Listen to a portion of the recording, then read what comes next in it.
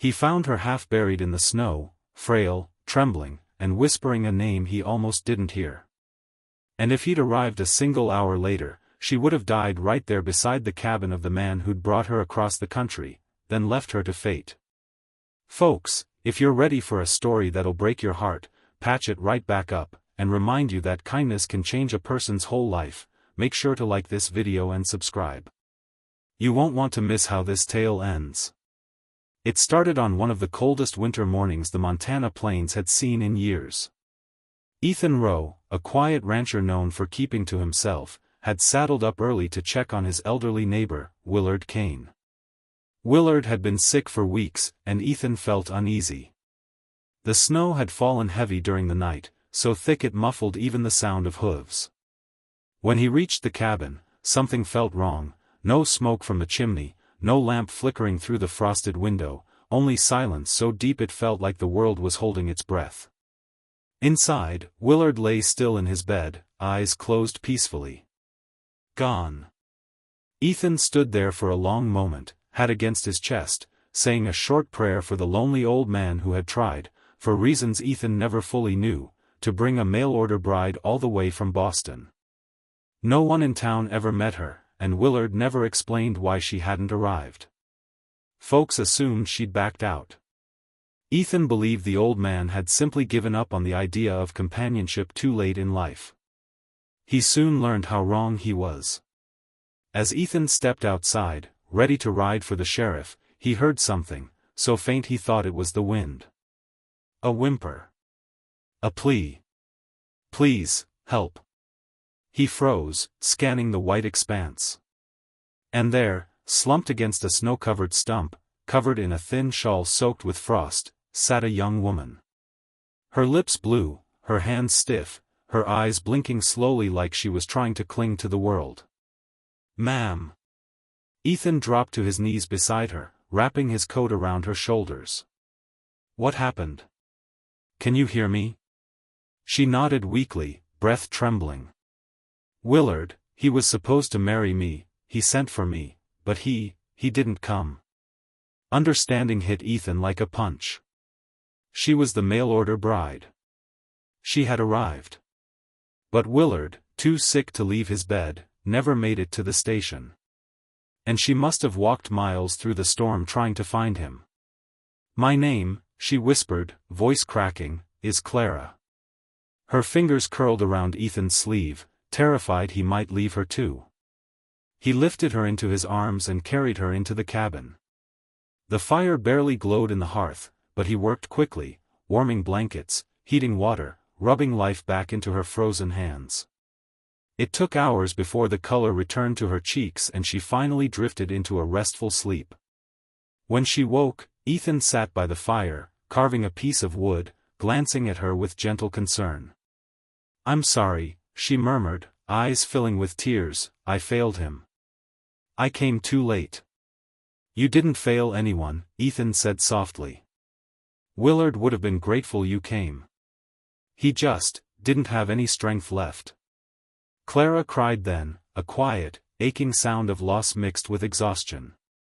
Ethan didn't touch her but stayed close, letting her grief settle. He knew loneliness. He recognized the kind that eats through a person slowly. The days that followed were heavy but warm in small ways.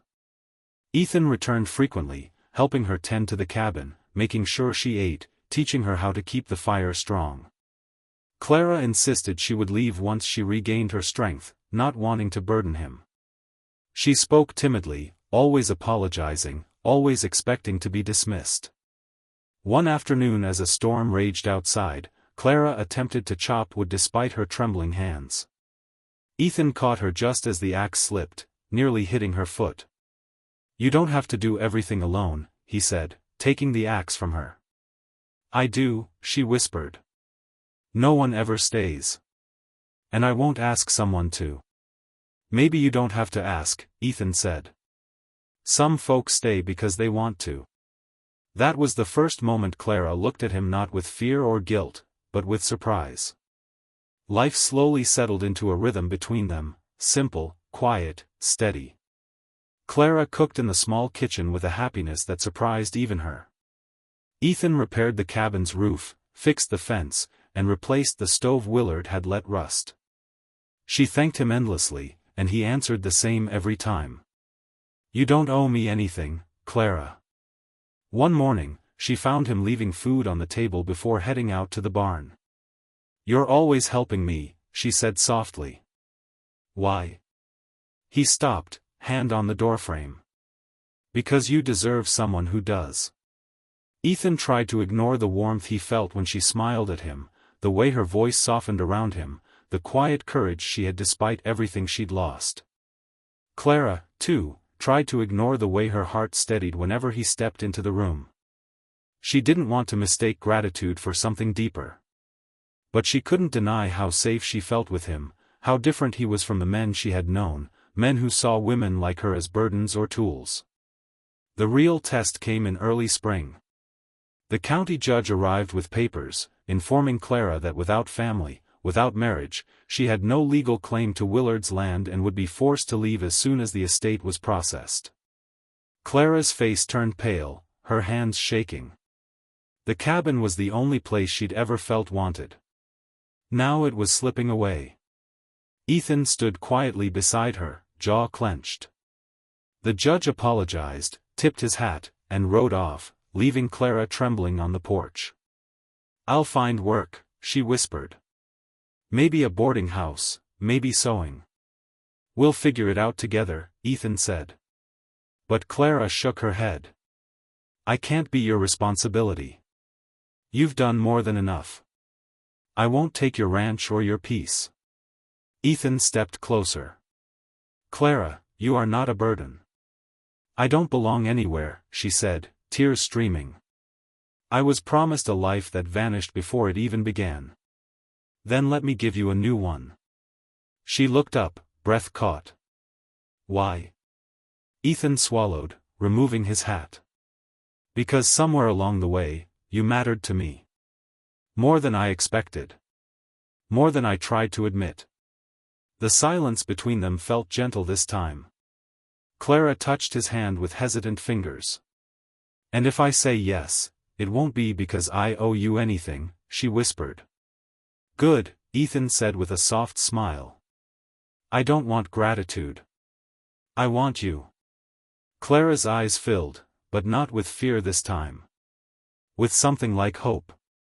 They married under the cottonwood tree beside Willard's cabin, simple, quiet, with only the pasture, the wind, and the wide, blue sky above them. Ethan moved into the cabin with her, fixing every broken corner, planting flowers by the window, giving her a place she could truly call home. Slowly, Clara transformed. Her laughter returned. Her confidence grew. She tended the garden, cooked meals with joy, rode horseback with Ethan across the open plains. She wasn't the abandoned bride freezing in the snow anymore. She was loved. She was chosen. Years later, when neighbors asked how they met, Ethan would look at Clara, a smile tugging at his lips. "She saved me before I ever saved her," he'd say. And Clara, holding his hand with gentle certainty, would answer, "He found me when I'd lost everything. And he showed me that sometimes, the family we're meant for is the one we never expected." So if you're watching this right now, and this story touched your heart even a little, go ahead and like this video and subscribe to the channel. Because stories like this, stories of hope, love, and second chances, are far from over. And the next one might just change the way you see the world.